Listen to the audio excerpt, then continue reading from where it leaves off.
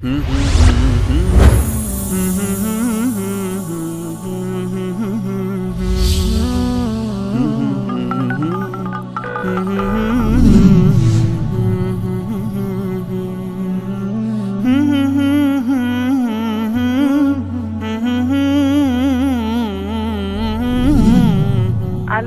سلام. عایشه هستم از سیستان بلوچستان.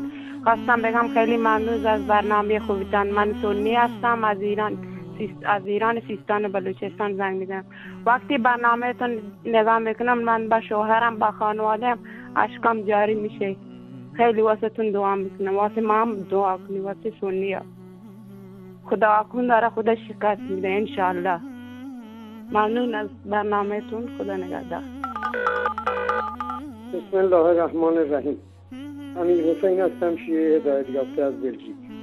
ضمن عرض سلام و ارادت خدمت اساتید بزرگوار. مدتی است میخواستم پیام بگذارم و مطلبی در مورد آقای محمد از یزد بگویم که بعد از مدت‌ها توفیق حاصل شد. ایشان در روز پنجشنبه در برنامه آقای سجودی، البته مربوط به شبکه کلمه است ولی به شبکه وصال هم ایشون تلفن میکنن، مطلب رو در مورد گنبد بارگاه عنوان کرد که گرچه جناب سجودی به طور مختصر و موجز پاسخ ایشان را داد، ولی احساس کردم که با حجب و حیای ذاتی که آقای سجودی داشتن حق مطلب ادا نشده.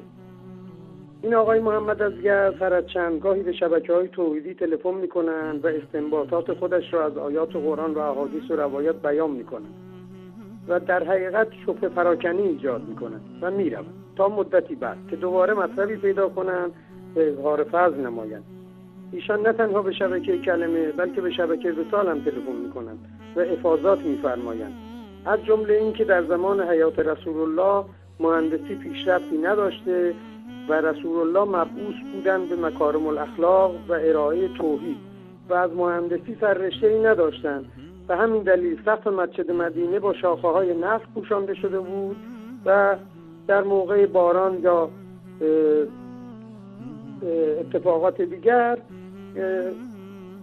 مسجد خیس میشد. در هر صورت چون بلد نبودند دیوارهای مسجد را که احداث میکنند سقف آن را با تیر آهن و سیمان یا چوب مستحکم کنند و اصحاب رسول نیز جناب ابوبکر و جناب عمر و عثمان و حضرت علی این کاره نبودند، ولی آیات الشیطان‌های مذهب پوشالی تشیع که همگی مغزهای کوچک اما امامه‌های بزرگ دارند بلد بودند و توانستند گنبد و بارگاه‌های طلایی احساس کنند تا مردم به زیارت روند و جایی هم برای استراحت و حفاظت از سرما و گرما داشته باشند که به در نتیجه به کارهای شیطانی خود را انجام دهند.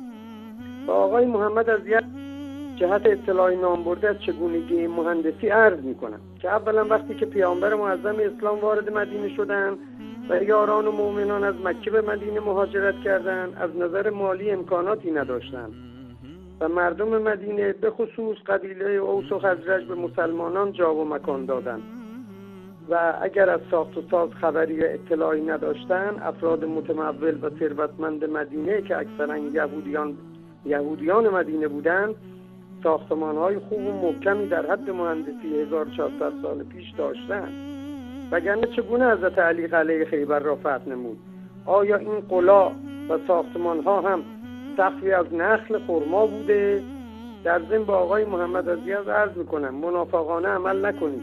من می‌دانم که ایشان به شبکه آقای الله یاری یا همون شیطان یاری تلفن می‌کنند و مطالبی را که این آخوند مکار منافق بیان می‌کند یادداشت کرده، سپس به شبکه‌های توحیدی تلفن می‌کنند. گاهی از صیغه دفاع می‌کنند و گاهی هم از مطالب دیگر که بینندگان بارها دیده و شنیدند. از ایشان تقاضا دارم که با صداقت مطالب خود را بیان کنند و در ضمن بگویند که دین خود را از چه طریقی به دست آوردند، جز اینکه از طریق این آخوندهای شیاد و مشرک و همچنین کتاب‌های اصول کافی و من لا یحذر و الاستبصار و غیره. لطفاً پاسخ دهند. و السلام علیکم و رحمت الله و برکاته.